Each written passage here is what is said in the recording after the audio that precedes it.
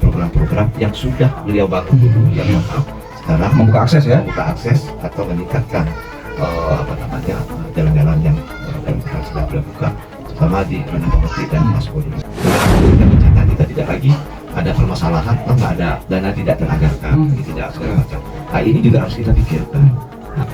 Maaf, Bupati selaku pemimpin itu tugasnya adalah pengambilan keputusan.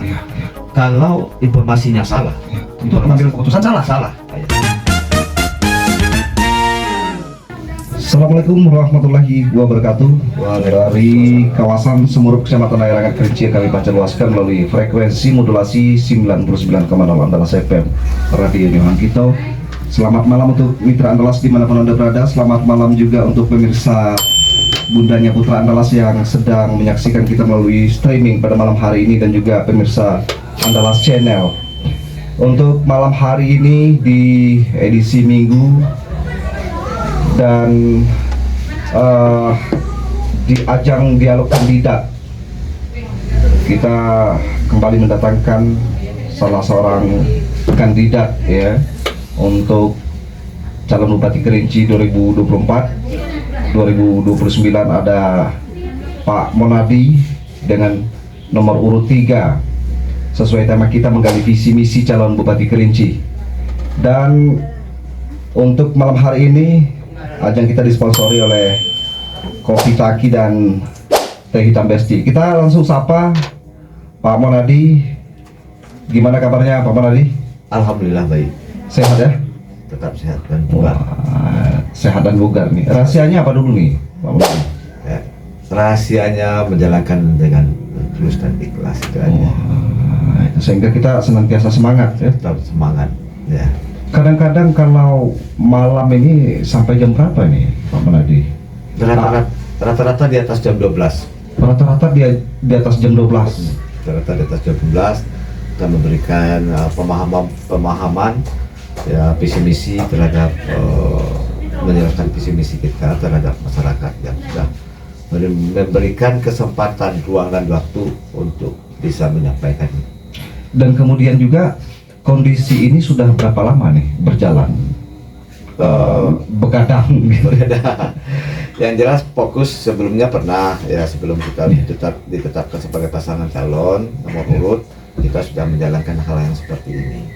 Hampir setiap desa, setiap kecamatan yang ada dalam Kabupaten Kerinci seolah sudah hampir kita jalani ya, kita jalankan bersama dengan teman-teman yang lain di lapangan. Dan kemudian apa yang membuat Pak Monadi sampai saat ini terus semangat begitu untuk menuju BH1DZ Kerinci? Yang pertama, semangatnya itu memang sebenarnya banyak hal yang harus kita sampaikan.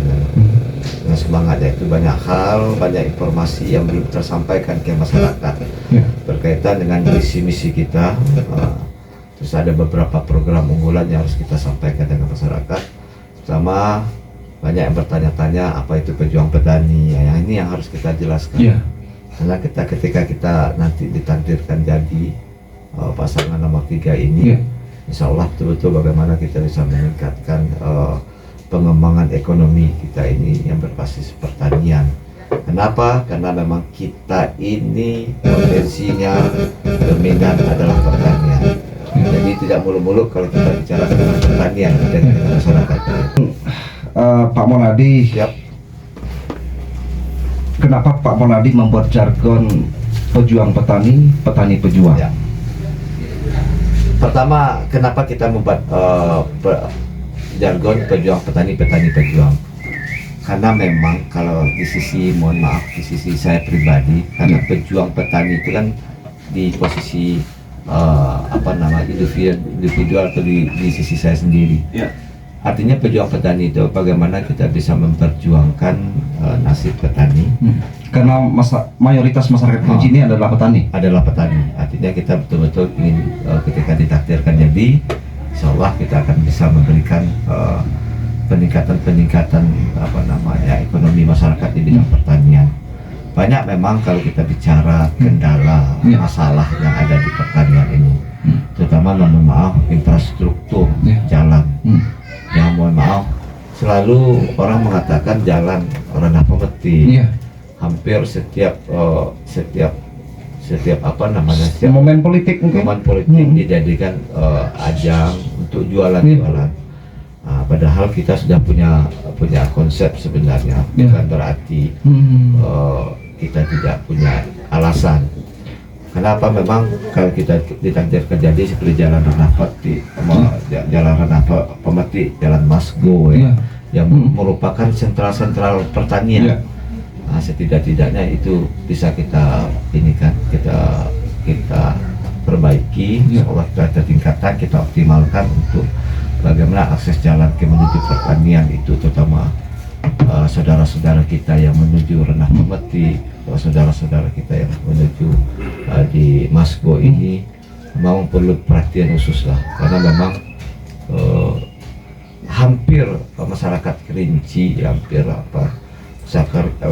masyarakat Kerinci ini ya berkebun berladang di Renah Pemeti dan di kawasan Masgo tersebut. Artinya begini Pak Monadi, ketika itu benar-benar serius diperjuangkan oleh pemimpin Kerinci, itu akan dapat diselesaikan begitu? Insya Allah. Ya mudah-mudahan, mohon maaf saya tidak berlebihan.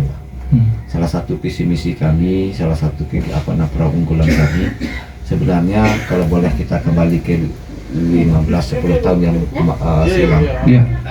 Kita artinya mohon maaf, mungkin tidak rahasia umum lagi bahwa saya sekarang sebagai kandidat merupakan salah satu anak dari mantan bupati ya, yang memang pro terhadap masyarakat petani ya. Masyarakat petani. Insya Allah saya tidak muluk-muluk, hanya ingin melanjutkan program-program yang sudah beliau bangun dulu, yang mohon maaf sekarang membuka akses ya, atau meningkatkan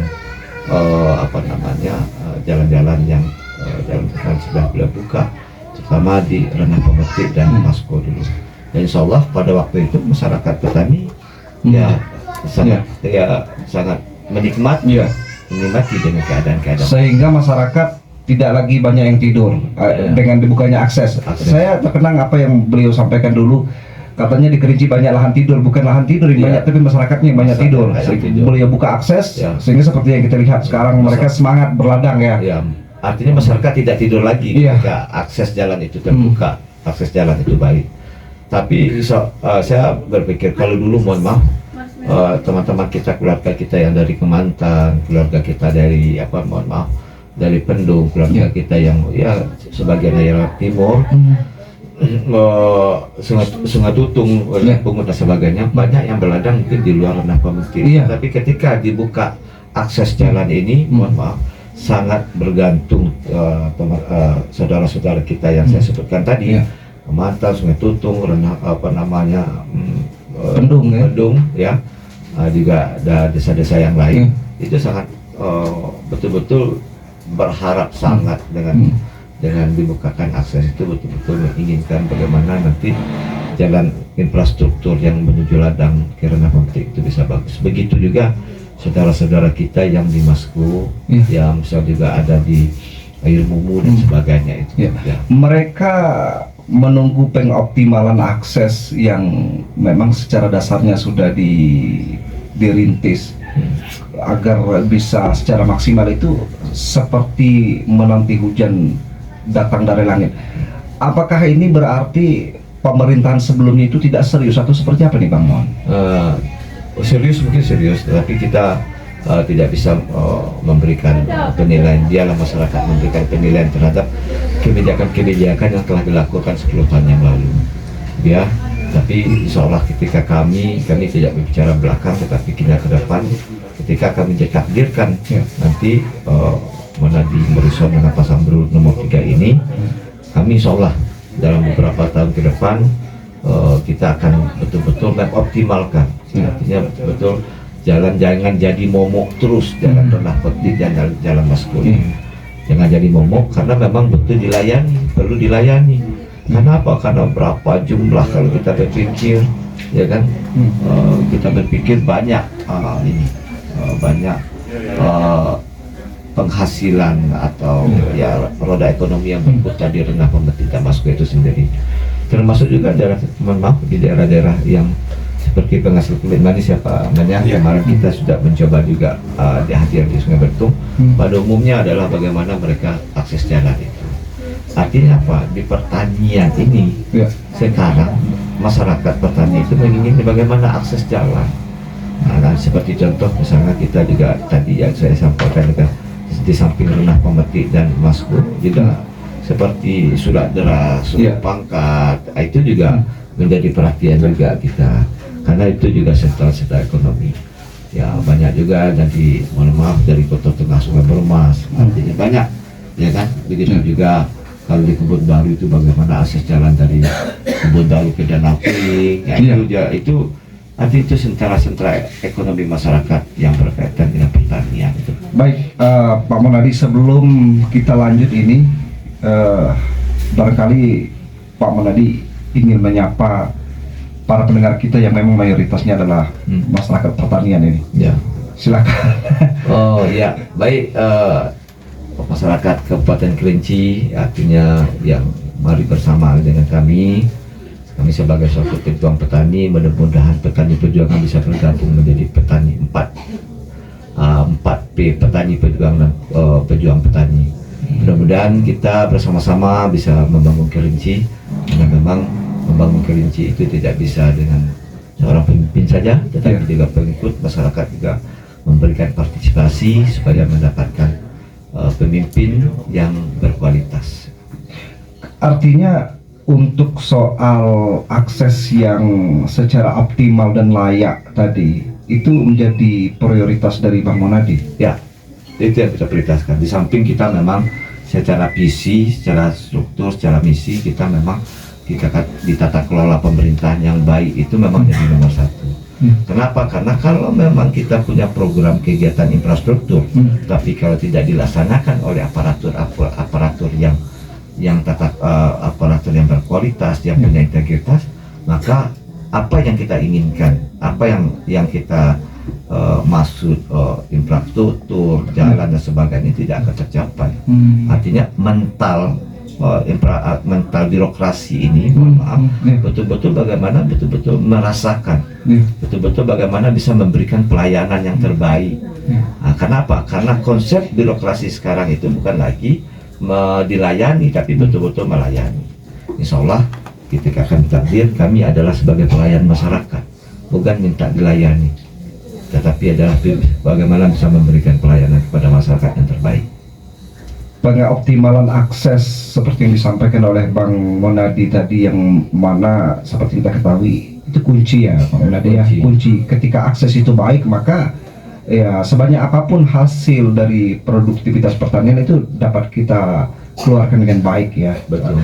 Dan kemudian juga termasuk penataan di bidang birokrasi tadi. Betul. Orang-orang yang ditempatkan di birokrasi, orang-orang yang handal, Iya. dan punya loyalitas yang tinggi, integritas. Wah, ini luar biasa nih Bang Monadi. Mudah-mudahan apa yang jadi keinginan dan jargon Bang Monadi untuk membangun Kerinci, khususnya masyarakat pertanian, itu akan segera terwujud nantinya. Dan kemudian juga selain daripada jalan dan kemudian penataan birokrasi, apalagi nih prioritas lain ini Bang Monadi? Sebenarnya Pendidikan mungkin. Ya, pendidikan ya.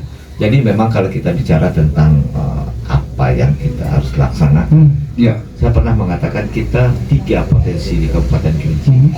Yang pertama ada potensi pertanian, Ya. yang kedua potensi pariwisata, Ya. yang ketiga yang sering kita lupa bahwa kita Kabupaten Kerinci ini ada potensi bencana. Nah, artinya arah dan kebijakan ini betul-betul bisa yang saya sampaikan 3 tadi itu tadi, tiga potensi itu tadi. Bagaimana ketika bencana kita tidak lagi ada permasalahan, nggak ada dana, tidak teranggarkan, ini tidak segala macam. Nah, ini juga harus kita pikirkan. Nah itu ya, itu yang kita pikirkan. Di samping nanti banyak juga yang kegiatan-kegiatan lain yang berkaitan tentang bagaimana peningkatan kualitas pendidikan, ya kan? Juga ada berkaitan bagaimana kita nanti juga bisa meningkatkan infrastruktur kewilayahan dan ketahanan bencana. Ini salah satu yang saya sampaikan tadi. Yang selanjutnya adalah pengembangan inovasi untuk kemandirian desa dengan daya saing daerah serta mewujudkan kesinambungan pembangunan. Artinya kita juga akan meningkatkan kesinambungan pembangunan di daerah-daerah kita, terutama nanti kita akan bagaimana memberikan pendekatan pelayanan kepada masyarakat. Karena dengan mohon maaf, dengan ditetapkan peraturan pemerintah tentang ibu kota kabupaten dan berpindahnya perkantoran ke Bukit Tengah, sehingga sebagian masyarakat, sebagian pemerintahan desa itu banyak yang mengatakan bahwasannya terlalu jauh jarak antara pelayanan tersebut. Artinya ke depan Kita harus membuat pelayanan memberikan kedekatan di tengah pelayanan masyarakat itu ya. masyarakat itu. Bagaimana kita lakukan itu tadi? Salah satu adalah memberikan pendelegasian wewenang ke kecamatan. Pendelegasian wewenang, contoh saja hal yang kecil sepele, tidak mulu-mulu persoalan sampah. Ya, persoalan sampah kalau dikelola dari Bukit Tengah, dari seluruh Kabupaten Kerinci mungkin tidak terkelola. Artinya ke depan kita bagaimana mewujudkan persoalan sampah ini bisa kita optimalkan dengan memberikan satu mobil sampah, setiap kecamatan. Mudah-mudahan kita lihat berapa tingkat jangkauannya, tingkat kita akan lihat juga akan melihat berapa sampah di dalam kecamatan tersebut sehingga kita bisa mendistribusikan, sehingga nanti kedepannya camat punya peran penting dalam pengolahan sampah itu kedepannya. Kenapa? Karena kita memang apalagi daerah wisata yang dilihat itu kan adalah keindahan. Keindahan. Kalau keindahan itu yang muncul tuh banyak sampah, jadi justru tidak indah.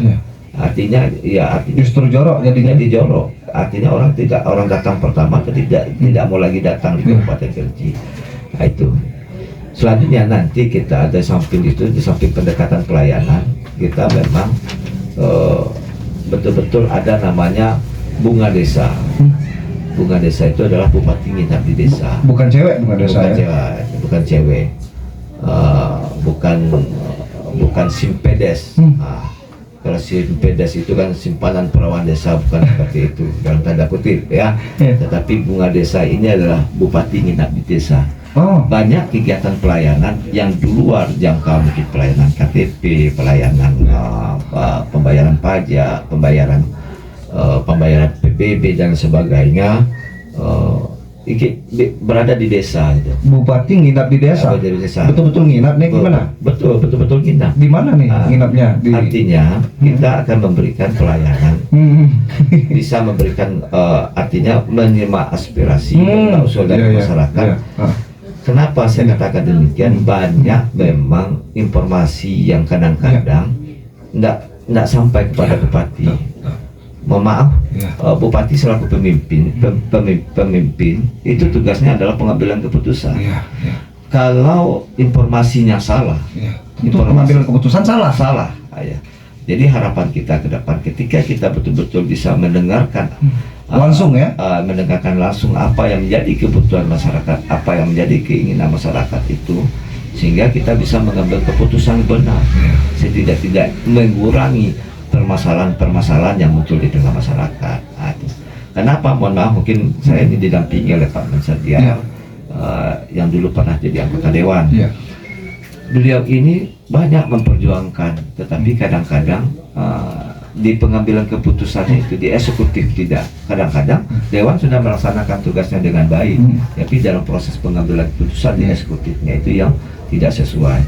Harapan kita dengan adanya miskomunikasi yang saya sebutkan tadi, mudah-mudahan dengan kehadiran bupati nginap di desa ini betul-betul ini adalah persoalan intinya masyarakat.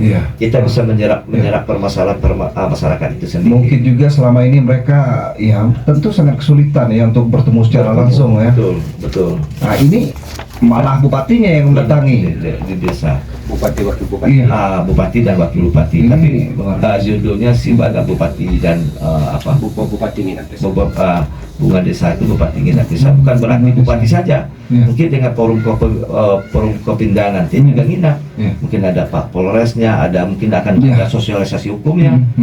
Mungkin ada juga nanti dari Pak dari Dandim, dari Kejaksaan, sehingga program ini bisa nyatu di desa, sehingga misal persoalan hukum, persoalan yang berkaitan dengan ini, bisa juga masyarakat paham gitu. Kadang-kadang masyarakat kenapa melanggar hukum karena ketidaktahuan. Nah, ini juga akan memberikan memberikan pelayanan hal yang demikian gitu. Ini Bang Monadi soal bagaimana kesiapan pemerintah Kabupaten Kerinci ke depan dalam wacana kita tadi Bang Monadi, artinya siaga terhadap bencana itu seperti apa ini detailnya? Ya, seharusnya kalau menurut saya detailnya kadang-kadang kita lupa. Nah, itu saya katakan dalam bencana ini kan kita sudah ada perkiraan. Kirka kan sudah ada. Kirkanya misalnya kapan ini musim panas dan musim kemarau dan kapan musim hujan.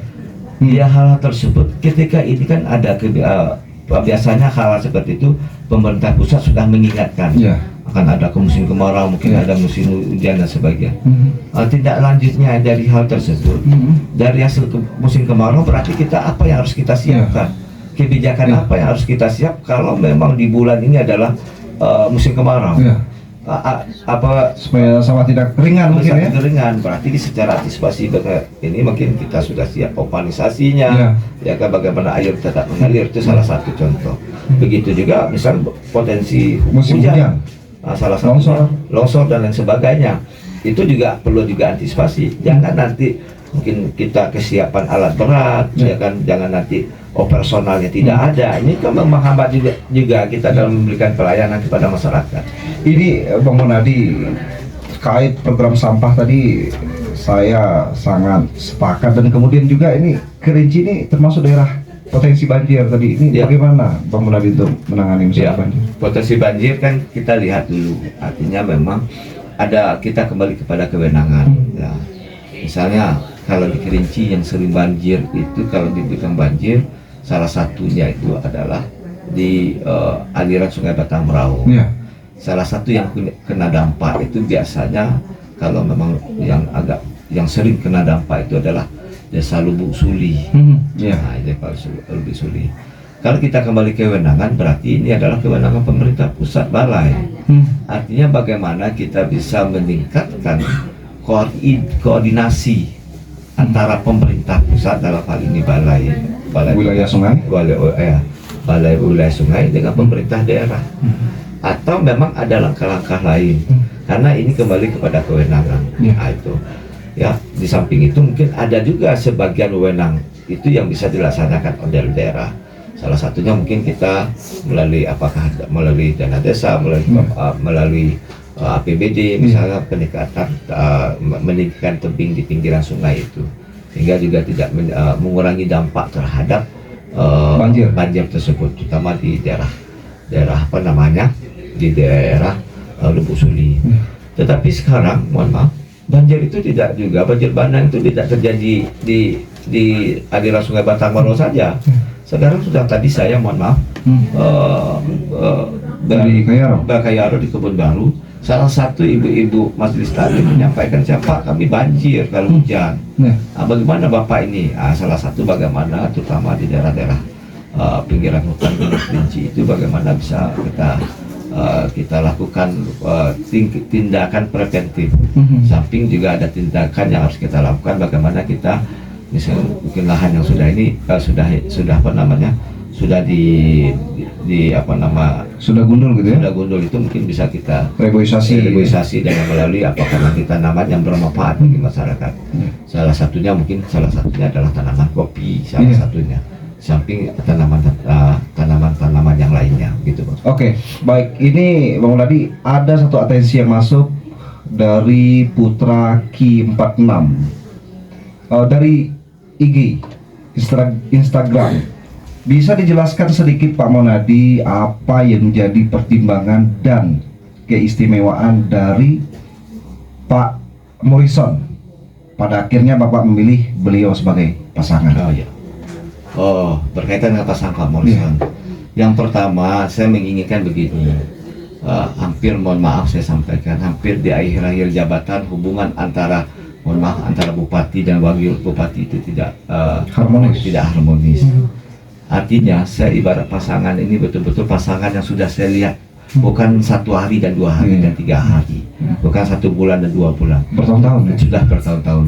Kebetulan ketika saya menjadi kepala dinas pendidikan, beliau pernah jadi kabid dan pernah jadi sekretaris saya. Jadi tahu betul. Tahu betul. Berarti. Artinya kelemahan dan kekurangan saya dia tahu. Begitu juga beliau.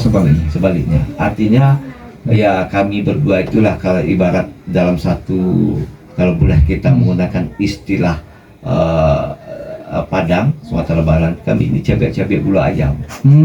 Seperti itu. Yang artinya apa? Tetap bisa memberikan pelayanan terbaik, terutama waktu itu di dinas pendidikan. Nah, itu saya bersama dengan beliau. Itu yang pertama. Yang kedua, saya melihat beliau dari sisi geopolitik. Saya ini, mohon maaf, adalah geopolitik, katakanlah demikian daerah Mudik, bagian Kerinci daerah Mudik. Beliau adalah bagian Kerinci, Kerinci Hilir, bagian dari Kerinci. Itu kan istilah kan? Istilah. Hilir Mudik itu kan istilah. Istilah. Cuma kadang-kadang mohon maaf, sebenarnya kalau mungkin konteks ini sebenarnya Kerinci Hilir, Kerinci Tengah, Kerinci dulu bukan bukan Kerinci Mudik, Kerinci Hulu. Kerinci Hulu. Kerinci Hulu, Kerinci Tengah dan Kerinci Hilir. Itu kan waktu awalnya menjadi kecamatan. Pembentukan Kabupaten Kerinci yang awal itu ada 3 kecamatan. 3 kecamatan awalnya yang terbentuk Kecamatan Hulu, Tengah dan Hilir. Itu cuman sekarang secara geopolitik setiap pilkada selalu dikembang-kembangkan seperti itu, ya kan? Yang sebenarnya yang tengah itu sebenarnya kalau menurut saya adalah ya Kota Sungai Penuh sekarang. Itu kalau kita bicara secara kembali kepada undang-undang pada tahun 56 itu. Jadi cukup itu alasannya Bang Mona dipilih. Dua itu tadi. Tapi artinya misteri kami berdua itu sudah berjalan dengan baik. Yang kedua, secara geopolitik beliau adalah bagian Kerinci, bagian Hilir, mewakili Kerinci. Kemampuan juga. Di samping itu juga beliau punya pengalaman birokrasi, pengalaman profesional beliau secara memberikan pelayanan secara birokrasi juga. Ya tidak diragukan lagi, karena memang tidak di dinas pendidikan saja, bermacam-macam pekerjaan, beberapa tugas yang telah dilakukan. Kenapa? Kematangan seseorang itu bisa dilihat dari tugas, terutama karena kita ada di birokrasi, melihat zigzagnya tempat penugasannya. Mohon maaf, saya mulai dari sekretaris kelurahan, jadi camat, jadi kabak pemerintahan, pernah di Bapeda, pernah lagi pemberdayaan masyarakat, kepala dinas pendidikan. Ini salah satu modal kami memberikan hal yang terbaik untuk masyarakat Kerinci. Baik, bersama Pak Prison.